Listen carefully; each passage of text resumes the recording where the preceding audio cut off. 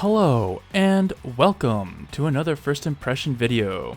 I'm Drew Wilson from FreezeNet. Today we're going to be playing the 2008 PlayStation 3 game MotorStorm Pacific Rift. This is the second game in the main series. So, I've got 10 minutes on the clock. Let's check this one out. So, I was kind of thinking about different games I could theoretically play following the whole Uncharted series, and I was kind of looking back at some of the games I was playing, kind of like that retrospective, and I thought, you know what, I did start with MotorStorm at some point, and I happen to have other games in the series. Not all of them yet. I don't know if I will be able to get to all of them, but I do have this game. So I thought, you know what? I'm going to try this one.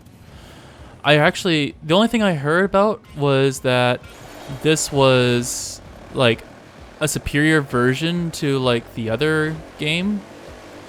Kind of like one of those games where you play this one if you happen to like the other one. So, you know what? I may as well go with that recommendation. It's not much of a recommendation, but I thought I may as well go with it. So, the object of this game, of course, is racing, standard racing things. But, it does have, at least as far as the last game is concerned, different strengths and weaknesses with the different vehicles.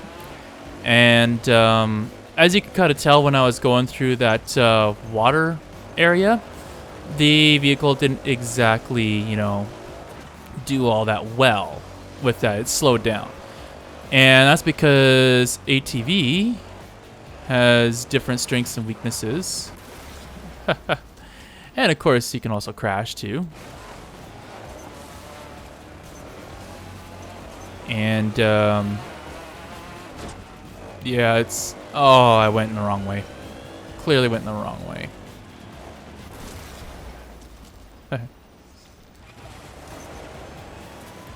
So this is also mud, and obviously this won't do that well either in this, because there's no steering whatsoever. Alright, let's get up to the high ground where you get better traction, and as you can tell, this is going pretty well. Oops. I'm not used to these courses yet either. This is the first time I've played this one. Now, another thing. How do I keep getting the wrong routes? Oh well. I'll eventually figure this route out.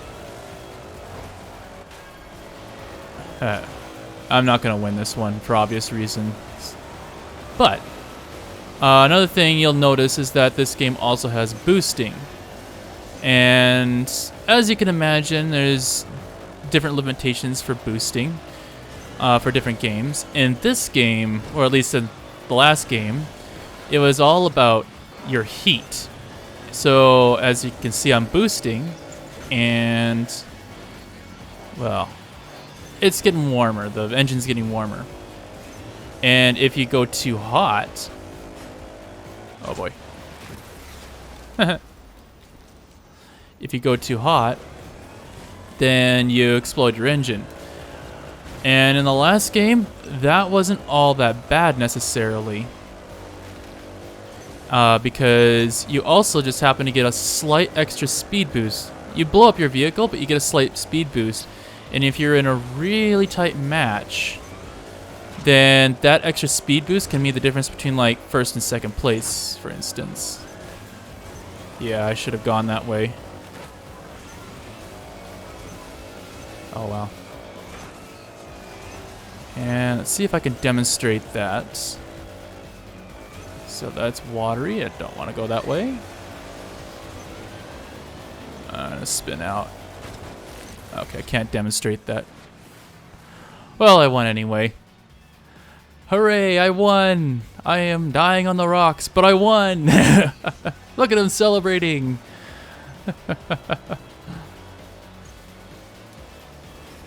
Alright. I'm amazed I won that race, but then again, that's also an introductory race. So that was the general premise. In that case, that was the ATV that won me the race. It's pendulum. Some in the last game, like in this game, I had a selection on that particular track at least. The previous game, like you actually had a specific vehicle you could use for most races. Festival all-rounder, it's particular weaknesses, though it means pretty much all routes are open to you, so go ahead and explore your fastest line and start mixing it up. Okay. Big rig, yeah. So definitely more meant for the lower routes, muddy routes, anything with lots and lots of like debris. That's the kind of truck you want to use if you want to do that, but I'm gonna try a buggy this time. Second race in a row where I could actually select, so maybe that's different this time around, where you could actually just select and go kind of thing. I'm curious to see if that holds up very long.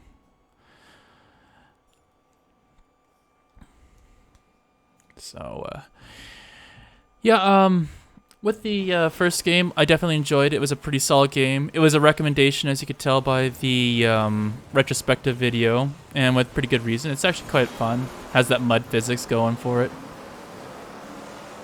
Boost charging. Okay, so you don't get boost right away necessarily, which is okay. Okay, slow down. All right. So the only one thing to keep in or I should probably mention that I did enjoy the game, recommended it. Yeah, so that's why I was curious about playing this game, to see if it continues to get better or if it just kind of petered off after the first game. Because some series do that, so I'm curious.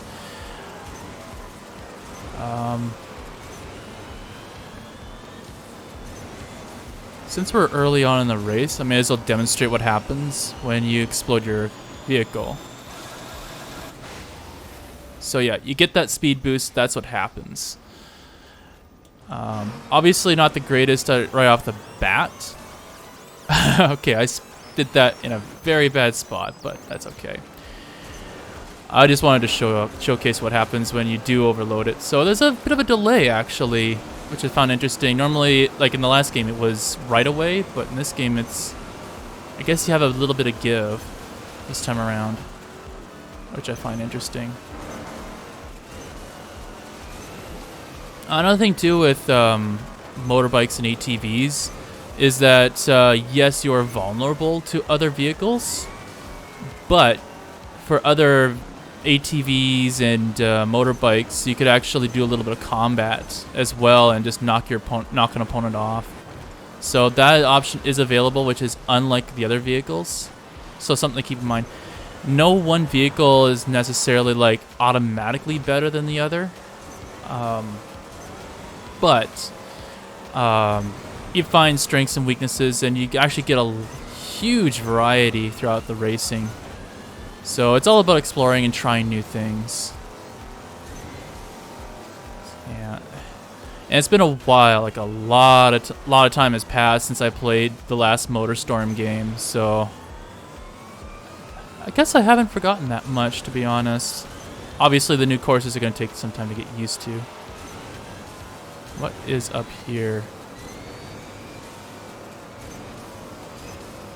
So yeah, this is definitely following along the previous game where you had tons of different routes, and it's almost like a whole new course in some way.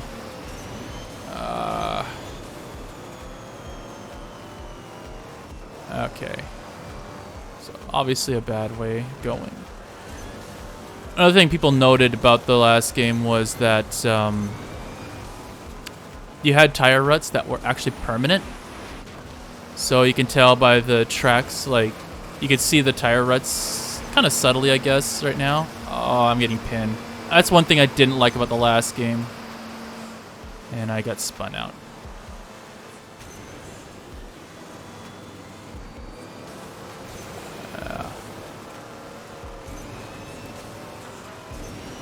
This isn't looking good. That's okay, I can reset anytime.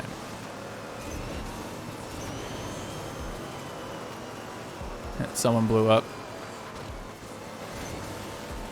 Yeah, another thing too is that this also had, or the last game had like elastic kind of enemy AI or opponent AI. So if you can't get too far ahead, it's just a matter of trying to find good time to advance. And wow, it didn't really seem like that, but that is the end of the run already. 10 minutes already went by, so it's always a positive sign when you have like a game that was like I'm only playing for 10 minutes and it just does not feel like 10 minutes. So interesting to say the least, but that's a good sign. That's a really good sign. This is going to be a good game. So I'm looking forward to continuing to play this one. Question time for you. Do you remember? Have you ever played MotorStorm Pacific Rift? I heard it's harder to find this particular game, and I know for a fact that I personally had a bit of a time trying to find a copy, and I was super stoked when it finally popped up in availability for me, and I just snapped it up right away. There was just no question. It's like buy it now or you're never gonna play it. So that's what I ended up doing. It's kind of hard to find apparently, but yeah. So have you ever played this game? Would you recommend it? Is this a good installment to the MotorStorm series? If you've already have experience with the MotorStorm series, let us know in the comments below. I'm really curious to see what you have to say about this particular game. So far a lot seems to be carried on from the previous games, so that's interesting as well. And I was able to kind of quickly adapt to that, so I thought that was interesting. And maybe that, I don't know if that means it's gonna be easy for you to learn if you haven't played the series before and you're playing this game for the first time. Curious to know what your experience would be on that, and if it was too much of a learning curve or if it was actually just right. So that is it for the video. If you want to support us, there is plenty of ways you can do that. You can drop us a like, and that lets us know, hey, you're doing a great job. Keep up the good work.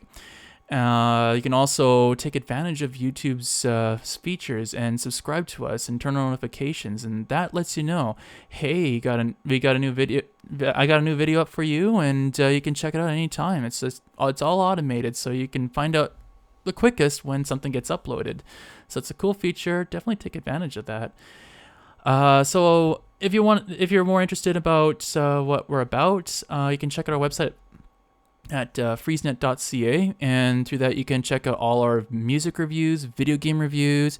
We got a wiki for music exploration, whole bunch of interesting and fascinating news. It's been a wild few weeks with the news for sure these days. So definitely something you don't want to miss if you're definitely into like technology and digital rights and privacy, that sort of thing.